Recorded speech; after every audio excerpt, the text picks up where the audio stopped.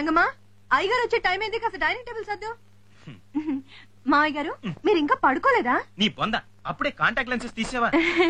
మీరా? పగలంతా ఎలాగో లెన్సులు వాడతావు, కనీసం రాత్రిపూటైనా కళ్ళజోడు పెట్టుకోవచ్చు కదే. కళ్ళజోడు పెట్టుకుంటే ముసల్దాన్లా ఉంటానండి. పెట్టుకోకుండా మొగుడిని ఇలా మావయ్య గారని పిలిస్తే చాలా అసహ్యంగా ఉంటుందండి. ఇదిగో నా మాట విని లెన్సులు తీసేశాక గదిలోంచి బయటికి రాకు, అర్థమైందా? అలాగే. అటు కాదు ఇటు వస్తున్నానుగా. పెళ్లికి ముందు మీ నాన్న మా అమ్మాయికి సైట్ ఉందంటే ఏ జూబ్లీస్ లోనో ఉందనుకున్నాను. ఇదని మొత్తం అయిపోయాక తెలిసింది. హలో హలో విశ్వనాథ్, నేను చంద్రశేఖర్ని. హాయ్ శేఖర్, ఏంటి కబుర్లు? ఏం లేదురా, మీ మద్రాస్ మేనేజర్ నీకేమని వేళ ఈవినింగ్ నాకు పార్సల్ ఇచ్చాడు. హా, ఫ్లైట్ దగ్గరనే ఎయిర్పోర్ట్ లో అంజలిని చూశాను. మీ అమ్మాయికి ఇద్దాం అనుకునే లోపే తను చెక్ ఇన్ లోకి వెళ్ళిపోయింది. రేపు నేను ఆఫీస్ పంపిస్తాను. బాయ్. హా, బాయ్.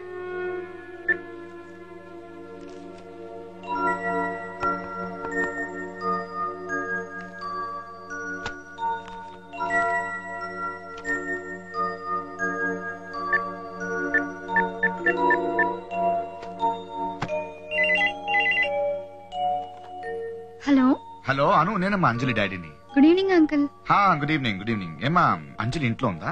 లేదు అంకుల్, ఈవేళ అసలు నేను అంజలిని కలవలేదు. ఓకే మా, గుడ్ నైట్. Hi daddy. అరే హాయ్, ఎక్కడికి వెళ్ళారు ఎంతసేపు? అను వాళ్ళ ఇంట్లో ఉన్నాను డాడీ. ఓ సర్రా, భోంచేద్దాం. వాళ్ళు బలవంత పెడితే డిన్నర్ కూడా అక్కడే చేసేసాను డాడీ. ఇప్పటికే లేట్ అయింది, వెళ్ళి పడుకో. గుడ్ నైట్ పాపా. Good night. Good night.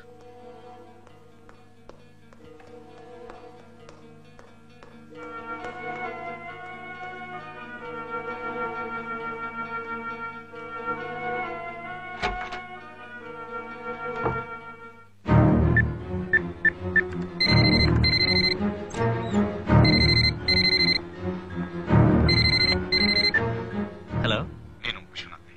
Sir. అంజలి సాయంత్రం ఎయిర్పోర్ట్కి వెళ్ళింది. అది ఎందుకు వెళ్ళింది, ఆ తర్వాత ఏం జరిగింది, నాకు ఇన్ఫర్మేషన్ కావాలి. నేను ఫోన్ చేస్తాను సార్. నేను వెయిట్ చేస్తుంటాను. Okay sir.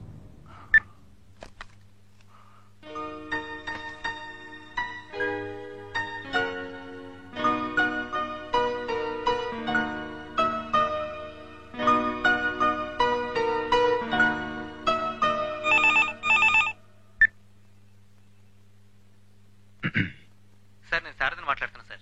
చెప్పు. అంజలి ఈవినింగ్ 6:45 ఫ్లైట్ కి ఫ్రెండ్ తో కలిసి బాంబేకి వెళ్ళారండి. 7:45 కి బాంబేలో దిగారు. అక్కడే ఎయిర్పోర్ట్ లో ప్రీపేడ్ టాక్సీ మాట్లాడుకున్నారు. Taxi number MH014425 sir. Driver తో మన వాళ్ళు మాట్లాడారండి. అతను చెప్పిన దాన్ని బట్టి వాళ్ళు ఫర్నిచర్ వాళ్ళ నుంచి టేబుల్ రెండు చైర్స్ తీసుకున్నారు. సన్ అండ్ శాండ్ రెస్టారెంట్ దగ్గర ఫుడ్ పార్సల్ తీసుకున్నారు. అక్కడి నుంచి బ్యాండ్ స్టాండ్ కి వెళ్ళి 45 మినిట్స్ ఉన్నారు సార్. ఏం చేశారు? డిన్నర్ చేశారు సార్. మళ్ళీ 9:45 ఫ్లైట్ క్యాచ్ చేసి 10:45 హైదరాబాద్ లో దిగారు. ఫ్రెండ్ పేరేంటి? టికెట్ లో రిషి అని ఉంది sir. Rishi sir. Anything else sir? Good night sir.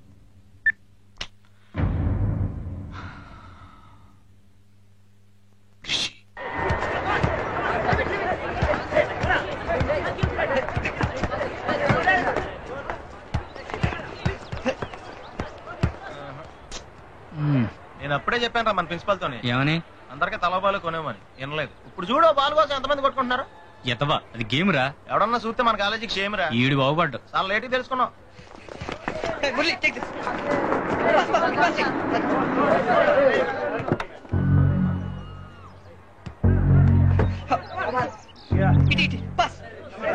Rishi, మీతో కొంచెం చెప్పండి. ఇక్కడ కాదు, ఇఫ్ యూ డోంట్ మైండ్ నాతో వస్తారా?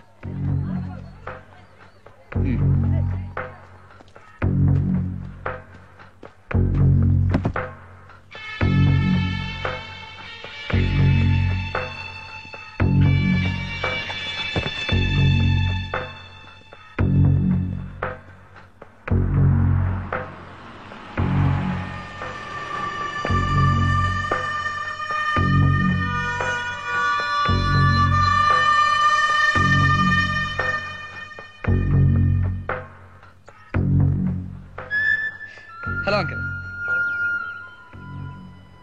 రిషి, ఏం చేస్తుంటావు? Degree final year sir. చదువు అయ్యాక ఏం చేయాలనుకుంటున్నావు? పెళ్లి చేసుకుందాం అనుకుంటానండి. ఆ తర్వాత ఏం చేయాలనుకుంటున్నావు? హనీమూన్కి వెళ్తానండి. ఆ తర్వాత ఆ తర్వాత ఏముంటుందండి? పిల్లలు పుడతారు, పెరిగి పెద్దోళ్ళు అవుతారు, వాళ్ళకి పెళ్ళిళ్ళు చేస్తాం, వాళ్ళు హనీమూన్కి వెళ్తారు, కాబట్టి వాళ్ళకి పిల్లలు పుడతారు. ఆ తర్వాత మేము ఉండమనుకుంటానండి.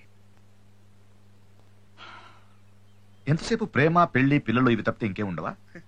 ఎవరి లైఫ్ అయినా ఇంతకంటే వెరైటీగా ఏముంటుంది అంకుల్? ఉంటుంది. ఏదైనా సాధించాలన్న పట్టుదల ఉంటే ఖచ్చితంగా ఉంటుంది. 30 ఏళ్ల క్రితం నా భార్యను తీసుకుని ఓ సూట్ కేసుతో హైదరాబాద్కి వచ్చాను. దాని మెళ్ళలో మంగళసూత్రం అమ్మి బిజినెస్ స్టార్ట్ చేశాను. ఈరోజు కోట్లు సంపాదించాను. అలాంటి అంబిషన్స్ ఏం లేవా నీకు?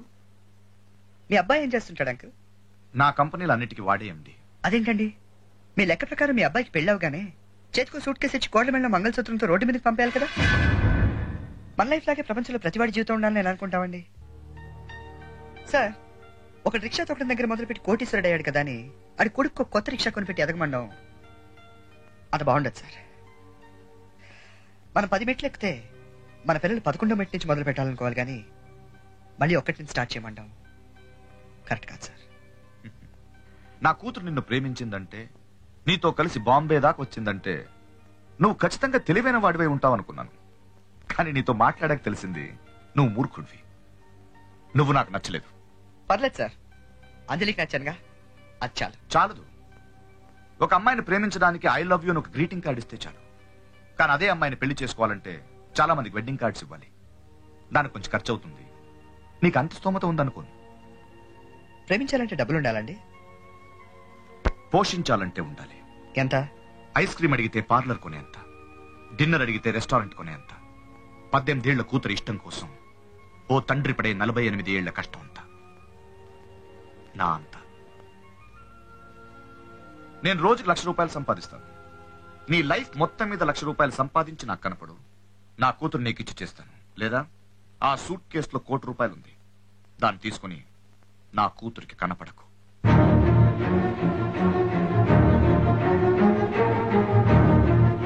Now the ball is in your court.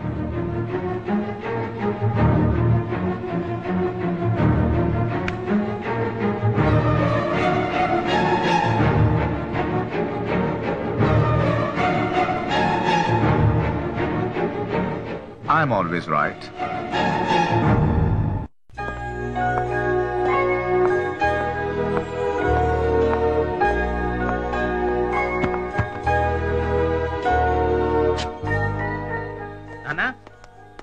నానా, మన మిల్క్ పౌడర్ కి మంచి క్యాష్ నోడు పెట్టా. ఆ లైన్ విన్నారంటే జనం లైన్ లో నిలబడి మరీ కొంటారంతే. ఏ మామూలుగా నిలబడితే అమ్మరా? ముందు అదేంటో చెప్పు, ఎలా ఉందో నేను చెప్తాను. ఈ మిల్క్ పౌడర్ తో మీ పిల్లలు ఎదగడానికి కావలసినవన్నీ మీరు కొనగలుగుతారు, ఒక్క తల్లి ప్రేమ తప్ప. బాగుంది కదా? బాలేదు. ఏ? మనం అమ్ముతున్నదే మిల్క్ పౌడర్ అంటే తల్లి పాలని డబ్బాలో పోసి అమ్మేస్తున్నాం. మరి తల్లి ప్రేమని అమ్మలేమంటే ఎలా? ఆ లైన్ మార్చు. ఈ పౌడర్ తో మీ పిల్లలు ఎదగడానికి కావాల్సినవన్నీ కొనగలరు, ప్రేమతో సహా. ఏం చేసావు చెప్పు, నిన్నే అడిగేది. నీ గొలుసు ఏం చేసావురా? ఏంటండి, ఏమైంది? ఏంటి అరుపులు? నీకు నా అరుపులు అనిపిస్తాయి కానీ వాడు చేసే పనులు కనిపించవు. ఏం చేశాడండి? ఏం చేశాడా? ఇది చూడు. వాడి గొలుసు బ్యాంక్ లో తాకట్టు పెట్టి 20,000 అప్పు తీసుకున్నట్ట. పొద్దున్నే వడ్డీ కోసం ఆ బ్యాంక్ వాడు మన షాప్ తెప్పించి అడిగాడు. అంత డబ్బు నీకెందుకురా? అప్పులు అడిగేటప్పుడు తప్ప మామూలు టైంలో మాట్లాడవా? కోపం వచ్చిందా?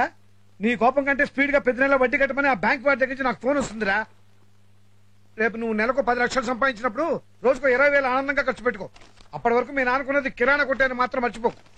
రేయ్, పిల్లల్ని చూస్తే మాకు కష్టపడి పెంచాలనిపించాలి కానీ తప్పదు, భరించాలనిపించకూడదు. నువ్వేం భరించక్కర్లేదు, ఆపు నేనే తెలుస్తాను.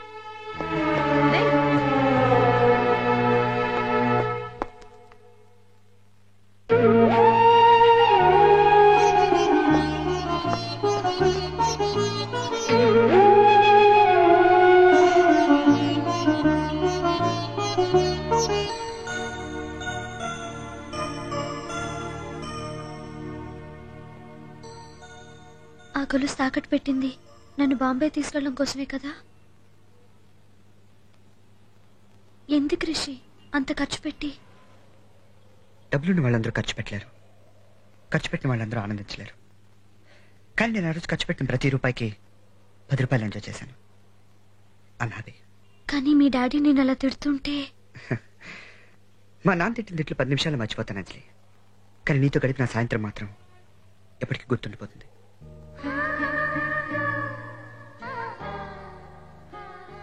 రిషి, నువ్వేమనుకోనంటే నేనెంత రియాక్ట్ కాకూడదనుకున్నా ఈ విషయంలో కామ్గా ఉండలేకపోతున్నాను రిషి.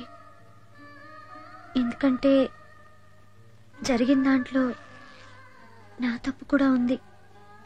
అందుకే ఇది మీ డాడీకి ప్లీజ్.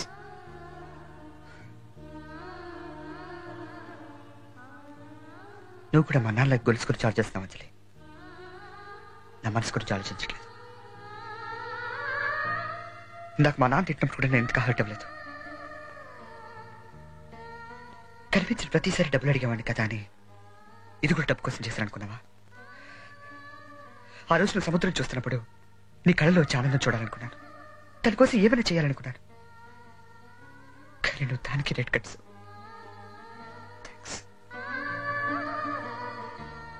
ఎందుకు అంజలి ఇలా ఆలోచించావు? డబ్బుని వాళ్ళందరూ ఇలాగే ఉంటారా? నీలా, నీ నాన్నలా? రిషి ప్లీజ్. ఏంటి ప్లీజ్? నీ దృష్టిలో మా నాన్న దుర్మార్గుడు. ఇప్పుడు నేను 20,000 తెచ్చిపోతే నేను ఇంట్లోంచి కట్టేస్తాడు. సో నువ్వు నన్ను రక్షించాలి. ఇదేగా నీ ఫీలింగ్? నేను అందుకే ఇవ్వలేదు రిషి. మరి ఎందుకు ఇచ్చావు? ఇప్పుడు నేను కూడా ఒక పేపర్ మీద టికెట్ కింద అయింది, టేబుల్ కింద అయింది, తినడానికి కింద అయింది రాసి ఇచ్చేస్తాను. అకౌంట్ సరిపోతుందా? ఇందులో నేను ఒక అందమైన అమ్మని ప్రేమించాలనుకున్నాను అంజలి. కానీ ఇవాళ ఫస్ట్ టైం అనిపించింది నేను ఒక డబ్బున్న అమ్మాయిని ప్రేమించాలని. తప్పు చేశాను.